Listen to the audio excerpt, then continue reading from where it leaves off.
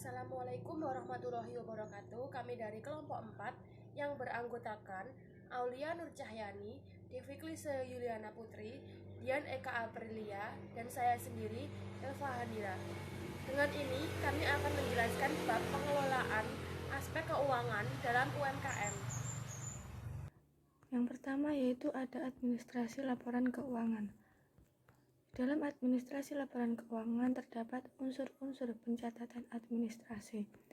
Unsur umum yang terdapat di dalam rangkaian kegiatan penataan yang dinamakan administrasi tersebut ada 8 macam yang merupakan subkonsep administrasi, yaitu sebagai berikut. 1. Organisasi. Organisasi merupakan struktur sekaligus wadah di mana usaha kerjasama itu diselenggarakan. Organisasi juga sebagai salah satu unsur administrasi yang menunjukkan adanya suatu proses penataan, pengaturan, penyusunan, pembagian kerja dari usaha kerjasama. Yang kedua ada manajemen. Unsur kedua dari administrasi adalah manajemen sebagai suatu proses, yaitu rangkaian kegiatan penataan yang berupa penggerakan orang-orang dan pengarahan fasilitas kerja agar tujuan kerjasama benar-benar tercapai. Yang ketiga ada komunikasi. Unsur ketiga dari administrasi adalah komunikasi sebagai suatu proses yang berarti rangkaian kegiatan penataan yang berupa penyampaian berita dari seseorang kepada orang lain dalam kerjasama mencapai tujuan tersebut. Yang keempat yaitu ada informasi. Unsur keempat dari administrasi adalah informasi sebagai suatu proses, yaitu rangkaian kegiatan penataan yang berupa penghimpunan, pencatatan, pengolahan, penggandaan, pengiriman, penyimpanan, pemeliharaan, penyusutan, dan pemusnahan informasi. Yang kelima ada personalia. Unsur kelima dari administrasi adalah personalia sebagai suatu proses, yaitu rangkaian kegiatan penataan yang berupa pencarian, pelamaran, pengujian, penerimaan, pengangkatan, penempatan, kepangkatan, pengembangan, kesejahteraan, pemutasian, dan pemberhentian tenaga kerja dalam kerjasama mencapai suatu tujuan tertentu. Yang keenam ada finansial atau keuangan. Unsur keenam dari administrasi adalah finansial sebagai suatu proses, yaitu rangkaian kegiatan penataan yang berupa penyusunan anggaran belanja, penentuan sumber biaya, cara pemakaian, pembukuan, dan pertanggungjawaban atas pembiayaan dalam kerjasama mencapai tujuan tertentu. Unsur ketujuh dari administrasi adalah material sebagai suatu proses, yaitu rangkaian kegiatan penataan yang berupa pengadaan, pencatatan, pengaturan, pemakaian, pemeliharaan, dan penyingkiran benda dalam kerjasama mencapai tujuan tertentu. Dan yang terakhir, yang kedelapan, yaitu relasi publik atau hubungan masyarakat. Unsur kedelapan dari administrasi adalah relasi publik sebagai suatu proses, yaitu rangkaian kegiatan penataan yang berupa usaha, pengenalan kegiatan organisasi kepada lingkungan, dan penangkapan hasrat serta suasana lingkungan dalam kerjasama mencapai tujuan tertentu. Menurut Sofyan Safri Harahap, jenis laporan keuangan utama dan pendukung laporan keuangan terdiri atas: yang pertama ada daftar neraca yang menggambarkan posisi keuangan perusahaan pada satu tanggal tertentu. Yang kedua ada perhitungan laba rugi yang menggambarkan jumlah hasil, biaya, dan laba rugi perusahaan pada suatu periode tertentu. Yang ketiga ada laporan dan sumber penggunaan dana. Di sini dimuat sumber dan pengeluaran perusahaan selama periode tertentu. Yang keempat, laporan arus kas. Di sini digambarkan sumber dan penggunaan kas dalam suatu periode.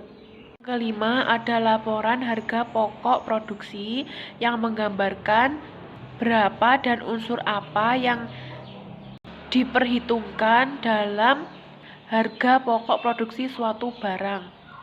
Yang keenam ada laporan laba ditahan. Menjelaskan posisi laba ditahan yang tidak dibagikan kepada pemilik saham. Yang ketujuh ada laporan perubahan modal.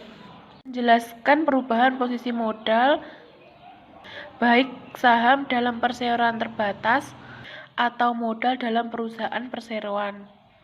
Yang selanjutnya adalah manajemen risiko UMKM. Yang pertama ada definisi. Manajemen risiko UMKM adalah proses yang dilakukan untuk mengelola risiko yang melekat pada setiap proses bisnis dan di setiap bagian dan level dalam perusahaan atau organisasi skala UMKM. Sehingga manajemen risiko UMKM ini mampu memberikan keyakinan tercapainya tujuan dan mengurangi ketidakpastian yang melekat pada suatu proses bisnis yang pada akhirnya akan menciptakan kesempatan secara lebih sistematis. Untuk yang kedua adalah tujuan manajemen risiko. Untuk lebih jelasnya, tujuan manajemen risiko yang ingin dicapai oleh manajemen risiko itu dibagi menjadi dua kelompok, yaitu kelompok yang pertama adalah tujuan sebelum terjadinya peril atau suatu kejadian yang bisa menimbulkan risiko atau kerugian. Nah, tujuan yang ingin dicapai itu menyangkut hal-hal sebelum terjadinya peril ada dua macam, meliputi yang pertama adalah hal-hal yang bersifat ekonomis dan yang kedua adalah hal-hal yang bersifat non-ekonomis. Untuk pengelompokan yang kedua adalah tujuan setelah terjadinya peril. Nah, tujuan tersebut diantaranya yang pertama adalah menyelamatkan operasi perusahaan, yang kedua mencari upaya-upaya agar operasi perusahaan tetap berlanjut sesudah perusahaan terkena peril, yang ketiga mengupayakan agar pendapatan perusahaan tetap mengalir meskipun tidak sepenuhnya, paling tidak cukup untuk menutup biaya variabelnya. Yang keempat, mengusahakan tetap berlanjutnya pengembangan usaha bagi perusahaan yang sedang melakukan pengembangan usaha. Dan yang terakhir, berupaya untuk melakukan tanggung jawab sosial dari perusahaan.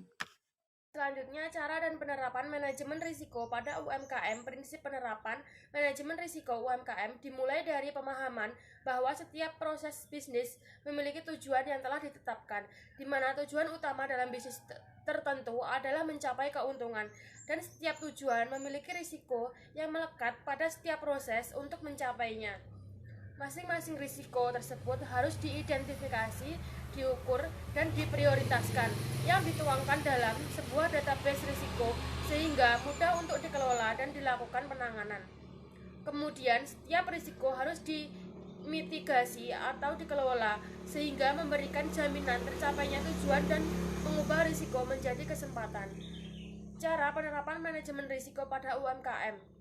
Yang pertama, pengawasan aktif Dewan Komisaris atau pemilik perusahaan yang dibagi menjadi 3, yaitu yang pertama, kewenangan dan tanggung jawab Dewan Direksi atau pemilik perusahaan, yang kedua, sumber daya manusia, yang ketiga, organisasi manajemen risiko.